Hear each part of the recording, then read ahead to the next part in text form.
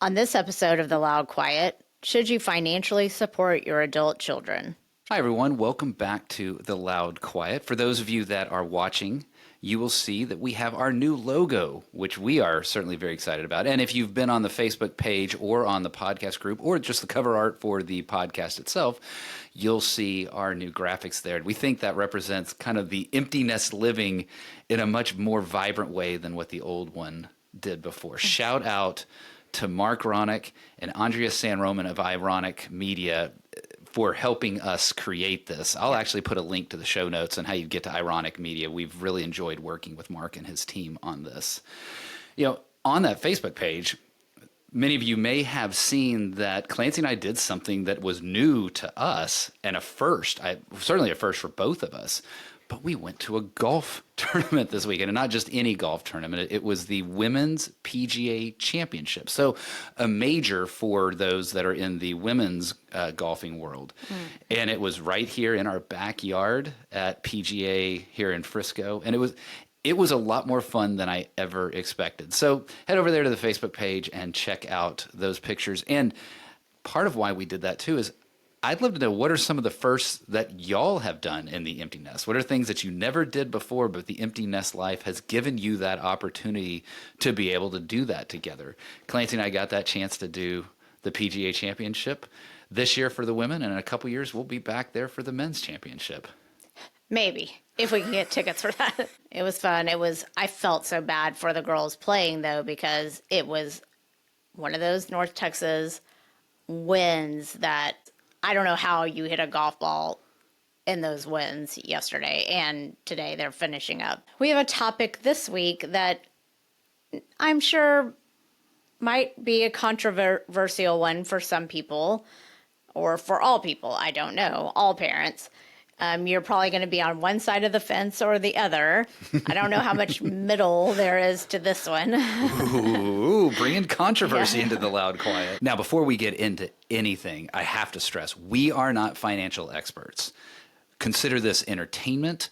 If you are looking for actual financial advice, you need to consult an actual professional. We are not professionals. We wanted to talk about financially supporting your adult children. And not only that, but the judgment that you get from other parents. I was walking with one of my friends this week, and we were talking about, we'd both run into H&M, and, her daughter happened to meet her there, and she said, yes, I just bought the things that she picked out. And I said, oh, when I am in there shopping for me, I usually always pick up a couple of things for Tanner. Well, it got us to talking about what else are we paying for our children who, yes, both have graduated from college, but both of them also happen to be in some form of grad school. And we were just talking about how sometimes you do get the side eye or the raised eyebrow when you do talk about the things that you are still continuing to pay for your adult children. And I'm sure you guys will have lots of thoughts and opinions, and we would love for y'all to share those. Even if you disagree with us, because this is a topic that when you and I have talked about this, kiddo, we have disagreed about this. So even inside of our own coupledom, we have disagreed. And so don't feel like this needs to be shout out kind of. No, let us know your views, even if it's completely different than ours. This, to me, is one of those that this is a choice, and neither choice is bad.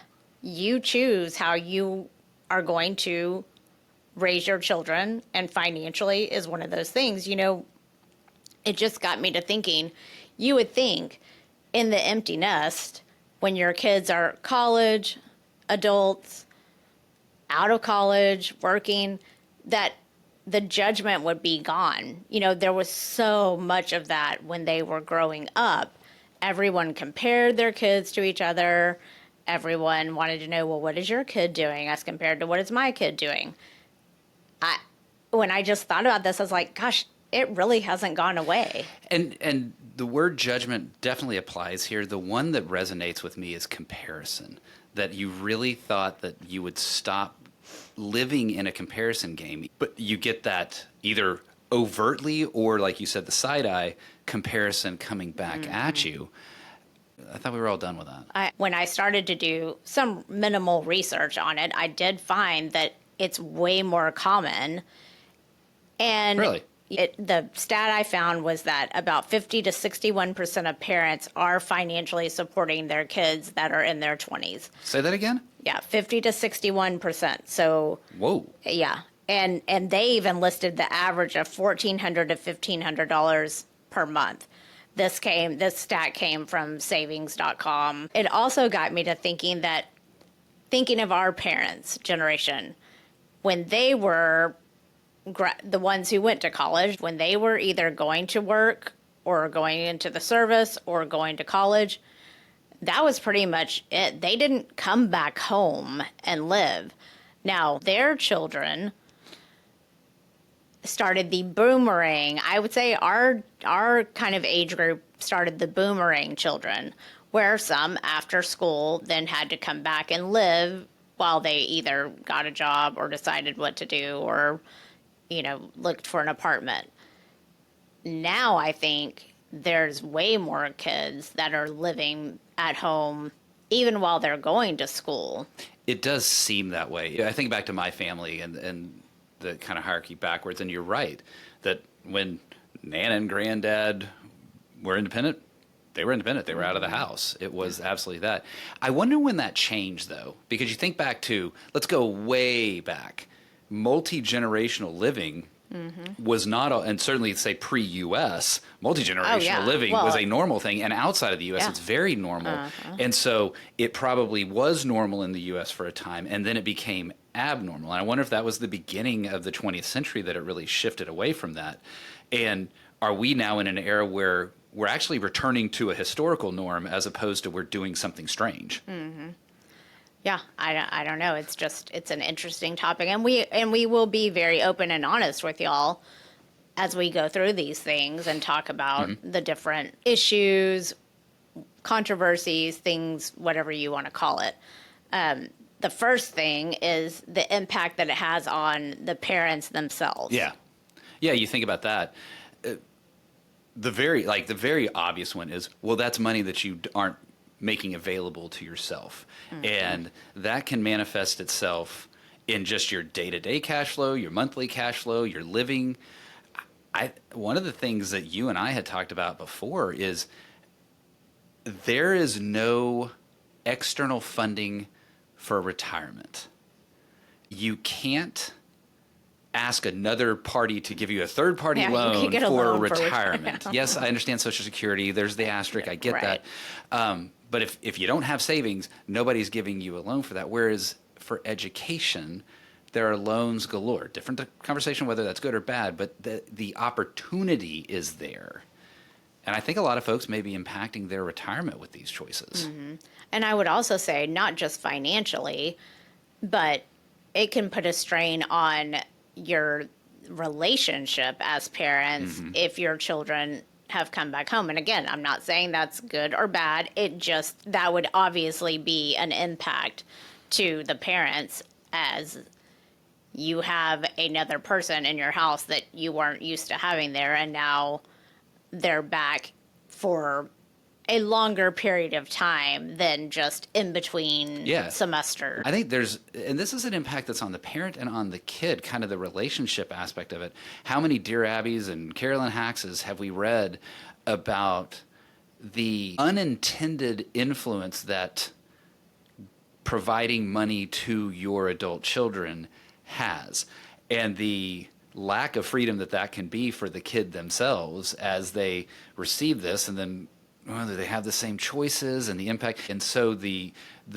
choices become challenging, or more, the unintended influence on adult choices. And I think one thing is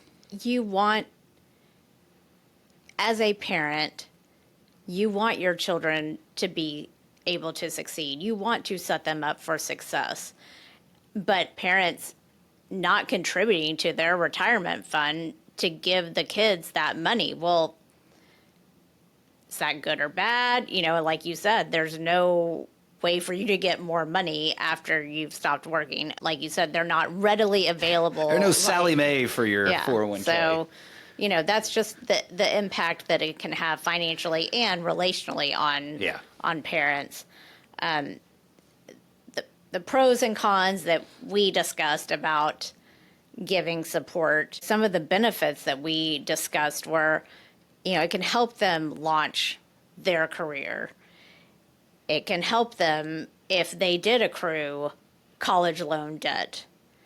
It can help them going into this transition of adulthood that, can be scary for some. Some are gung-ho and excited and come out with an excellent paying job, but that doesn't seem to be the norm anymore. It's certainly going to depend on, the kids' choices around career and where they're planning to go and what the opportunities are. I mean, we're even seeing now LinkedIn, I think it was the LinkedIn CEO, and they are seeing that the introduction of AI technology in companies is dramatically reducing the entry-level job opportunity.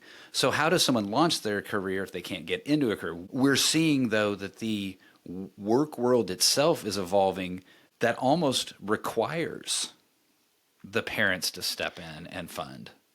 It will be interesting because we have one child who is in law school, and then we have one child who wants to be a middle school or high school counselor. The salary differential there is going to be astronomical. Mm-hmm. This one will be able to come out and afford a home as soon as he graduates.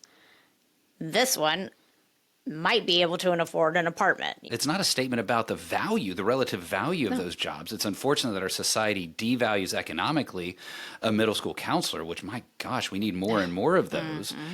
And lawyers offer an incredibly important role, as we've experienced, not just because we're biased because our kid. We need attorneys to help us. So neither is perhaps more valuable than the rest, but economically it is compensated differently. Right. And you can't go to an apartment person and say, oh, but can you base it on my salary that I'm making? No, these are the prices. Yeah, this is what you get. Something you said in one of the pros about getting them ready, or the adult transition, you said this can kind of help. Some aren't quite ready for it. Tell me more what you mean by that, because I don't quite get that one. I think you have so many variations of personalities, and every child is different. Ours are completely different. You have different degrees of independence and what kids are comfortable with. There may be some kids coming out of college that, yes, they went away, but maybe they didn't gain all the independence they wanted to, or maybe they lived at home during those college years and are scared to be out on their own and financially having to be responsible for all those things. So I think this one may not be a financial support, but it just may be a emotional support. Okay. And I think your child by that point. You as the parent may be like, I don't think they're quite ready for that full-blown independence. Ooh, I know we're going to get into risks later. Well, I'm going to bite my tongue purposely, but I would love to talk about that, the and risks. And there may be some kids who are not financially educated enough. Well, that's true.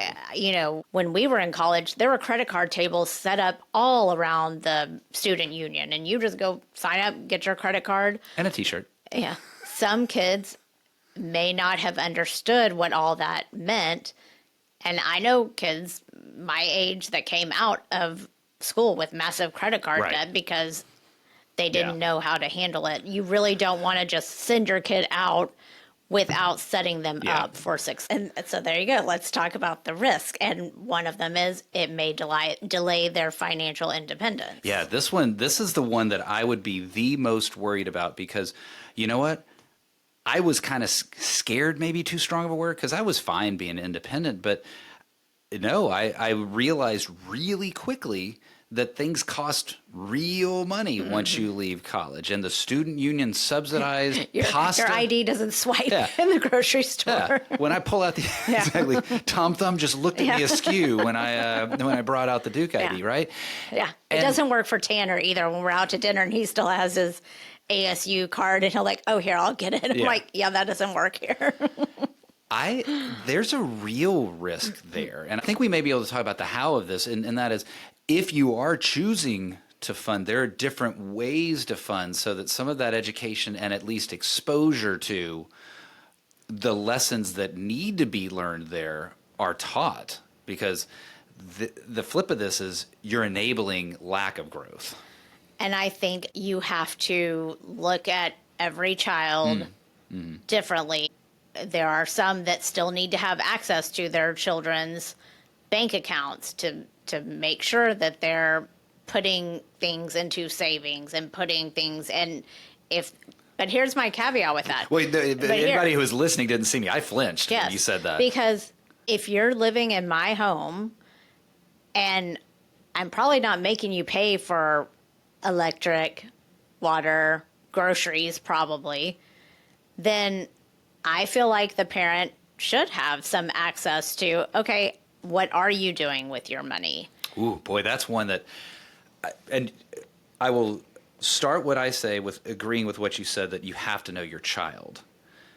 I feel like that's once they're an adult, I think there's some boundaries of, the checking account is theirs. Now, you can observe behavior if they're going out and they're partying, whooping it up, and they're spending money left and right. You're like, wait, Well, yes. what's going on? Now, see, but that feels intrusive to me to get into the bank account. Well, again, I think it's different with every situation. You have to weigh every situation, because every parent is trying to get their kids to launch. Yes. It just takes some longer than others. But again, I think that delaying their financial independence, yes, you don't want that to happen, but for some, they may need that little bit of delay so that then they can learn and that's probably when you get learn. into the different situation. I think that's what it is. It's almost like as a parent, and now that we're talking about kind of empty nest parenting of young adults, right? You know that you need to let them fail, to live their own life and fail their own failures. You also want to make sure that there's some line in your mind that it's not that ultimately catastrophic failure, that it's lesson-based failure as opposed to life-destroying failure. You still want to be their safety net because you love your children. These are humans that you have raised. Yeah. And you love them. And it's where you string that safety net, I think, is what is different here. That if your toddler is walking across a little chair, you're going to be watching them, on the chair. But your 20-year-old can be on the high wire, right? And so where you choose to place a safety net is what changes. And yeah, they might break a limb on some of their falls, but that limb will get reset and they will learn from it not to do that again. Whereas you want to make sure that they don't make that catastrophic life failure. So when I was doing some reading on this topic, one of the things that I didn't even necessarily think of, but goes back to all of us who are in the empty nest who still have parents living, is that you're in that sandwich generation. Mm-hmm. So some people are having to take care financially of their parents as well as still taking care financially of your kids. Right. So that just puts double on you from both sides. And so how do you manage that? That's a tricky situation. That sandwich one is incredibly challenging because you as the parent, it's incredibly challenging because you're thinking to yourself, I'm supposed to be in the empty nest. Yeah. This is the life that I'm supposed to be, just living free and high on the hog. And not only do I have to support the generation above me, wait, this one that was supposed to launch didn't launch or is in launch process and the countdown just hasn't completed. That's a lot of emotional pressure that is placed on that couple. So we've talked about several things already, and I'm sure some of you guys that are listening have opinions, and we would love to hear those. Please head over to our Facebook group, The Loud Quiet, Empty Nest Living. We'd love to hear your comments, thoughts, opinions. And again, like Rick said, you can disagree with us because we're not alone in this. Everyone is in one situation or the other. So if you are choosing to support, which as we've seen, more than half of 50 us, to 60%. yeah, and I think that's low because Not everybody's honest in their surveys. Yeah. But how do you support wisely? I think that's like that word is the key part here, because how to support, there's a wide range of choices. Just dump a crap load of money on them, pay all their bills for them. What does that look like? But if you're getting into what you said earlier, that everyone wants their children to launch, how? I think the first thing you need to do is you have to figure out, why are you supporting your children? What is the reasoning behind? Is it because they had a sudden job loss, or they have a sudden health issue that's come up? Are you supporting them through all of their education so that hopefully when they are done, they can go out into the world? Which that is how we have done with our kids. We have chosen to cover all of their educational expenses, including housing, until they are done with school. Now, this is one that we had a debate on. We had a different definition Yeah. of what school because entails. Now I only did undergrad. I think this fits in a category that a lot of couples' choices fit into. What was their family of origins experience? And my parents were resourced to be able to fund my entire college education. And so my thinking was, we're covering undergrad, but if the child chooses to go to that next level, then they are on the hook after that point. And there are resources available for them to be able to be on the hook for that. And that was my perspective going into it. Okay, so let me ask you a question. Oh.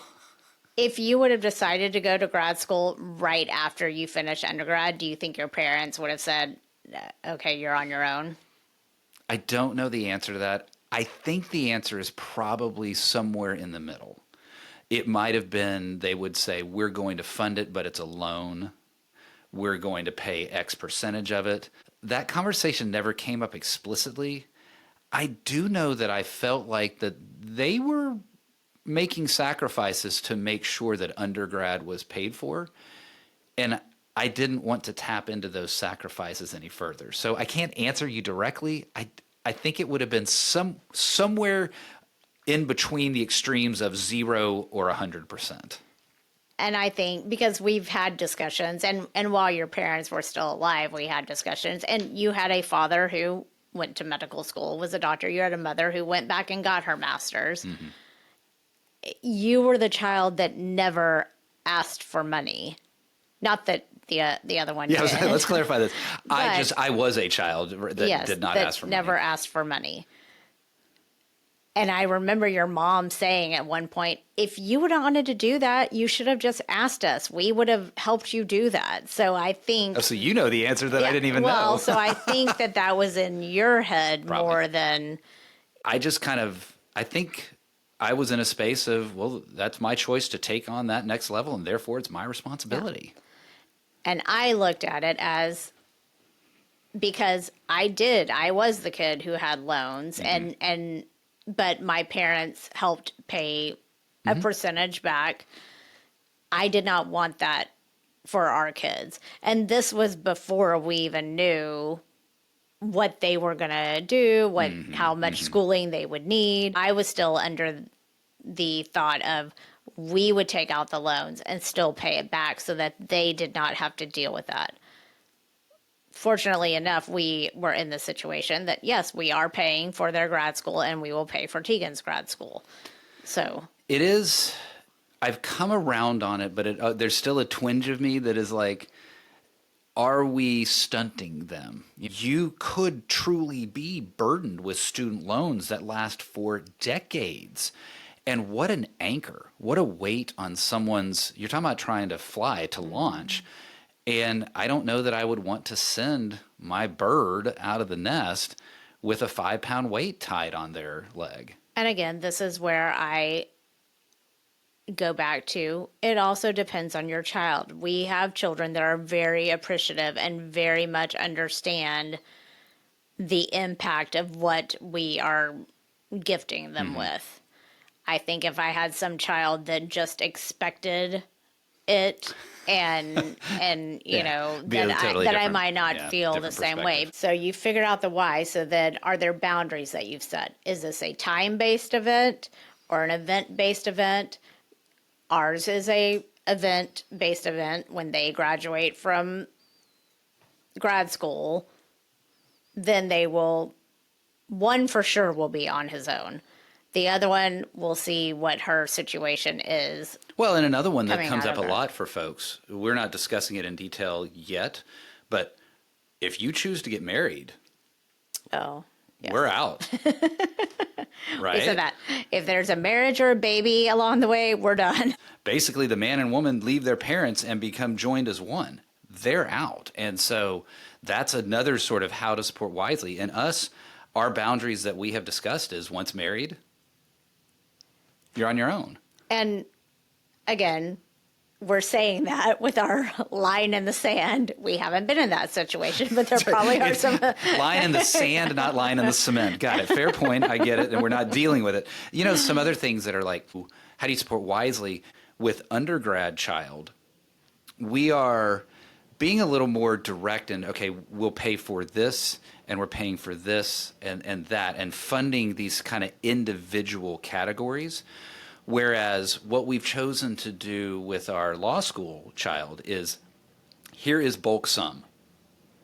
And the point of bulk sum is teaching them to budget. This is the support budget Right. situation. This is teaching the lesson of things cost. And in essence, what we've treated this as this is your income. If you were a 23-year-old, you would likely have a job and an income. So this is your income. And just like a 23-year-old with a job who is independent, they have to budget within that. And so if you decide to spend all your money on booze and you can't afford to keep the lights on, your problem, not mine. Right. And we just had the discussion. We haven't had it with Tanner yet. So if anyone's listening, You might hear it first. but we were funding him a little bit more last year because he did not work during the school year.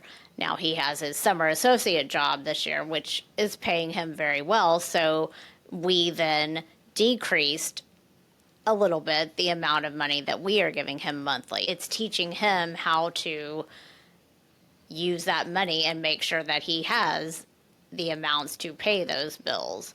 We're taking away some of the play money because we don't need to be responsible for that anymore because you had a job this summer. That's right. In this case, when you're funding them, it's important that the funding is still providing those adulting lessons around responsible budgeting and spending and investing so that when they exit your funding safety net, they understand how to operate in that. If you're just paying all the bills directly, I think they lose some of those lessons. Yeah, I think so. And hopefully we are.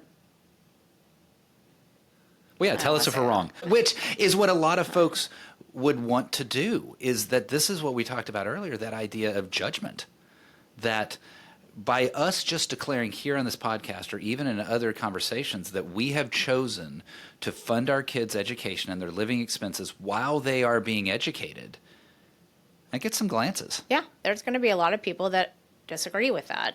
And have already disagreed Sure, with that. yeah. We've already gotten those Yeah. glances askew. yeah, I can list off all of the things that we fund our children. And yes, I know, and I have gotten y'all still pay for that? Yes, we do, because that's how we've chosen to do it. But again, this just goes back to you have to know your child. Tanner has always been interested in finances.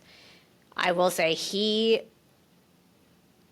has shown himself to be responsible. We He- feel confident that the lessons that we're trying to teach have been learned. So the fact that he's getting, and air quotes here for those that are listening, income while he's in college, he's treating that in the way that you would want a responsible adult Yes. to treat their income. And I think it comes down to communication. You have to talk with your children about these things. You can't just, here's your check for the month and go on your merry way. No, there has to be stipulations around it. There has to be, this is not just, we're just giving you this money to give you this money. So you have to communicate. And then you set them up with other tools. I'll give Tegan as the example. We fund her, school, lodging, and then we also give her a monthly stipend of money.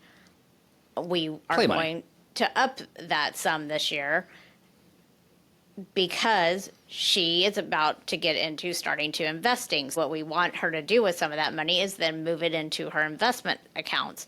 So you're trying to equip them as well as And they get to see real, actual examples of what as well this as means. still taking care of Yeah. them.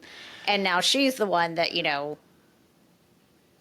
had a 10-minute discussion with herself in Target to buy something for $35. So, Spending is an important part of learning how to manage finances Yes. as well. It's not just about saving. And I think that's part of the lessons that she's learning as well. and I think that's one of the things that maybe we did not do a great job of showing our kids, because we had several situations with them growing up, and we were honest with them sometimes when it was the right time to be honest with them that, no, we don't want to take out of that account because we're trying. Well, it's somewhere in their mind. Because we don't have the funds. Right. Let's just finish the sentence, right? Because it was lean times and there were times that Yes. we weren't willing to spend. And so somewhere in their minds, they're like, you don't touch your savings. You don't touch your savings. And we're like, well, but no, you can. That's what it's there for. Yeah, So absolutely. you have to get on their level and teach them. I do want to say something here and acknowledge, and I'm very much channeling, the podcast that I listen to, Scott Galloway, Prof G. He says this a lot. A lot of what we're saying is from a position of privilege. Going back to the impact on the parents, we are able to do this and not impact our retirement. And I want to acknowledge that. I'm thankful for that. I don't have any sort of guilt in that. I acknowledge that not everyone is going to have that, and therefore these decisions, this whole conversation could be, what are you talking about? No, we're not going to fund our kids, and we can't. That's totally understandable and logical. I think everyone is probably funding something that they may not have thought they were going to be funding, or they're helping in some other way. Like maybe you're keeping your grandkids while someone goes to work. Mm-hmm. That's daycare costs that are not having to be paid. You're not failing if you help your kids. You're being thoughtful. And if you do it in a thoughtful and teaching to help them learn how to be on their own, I think that is the key. That kind of sums up that's it. I would offer nothing else from the wisdom that we've experienced or the things that we might even consider when it comes to should an empty nest parent fund their adult children. That feels like the perfect way to end another episode of The Loud Quiet.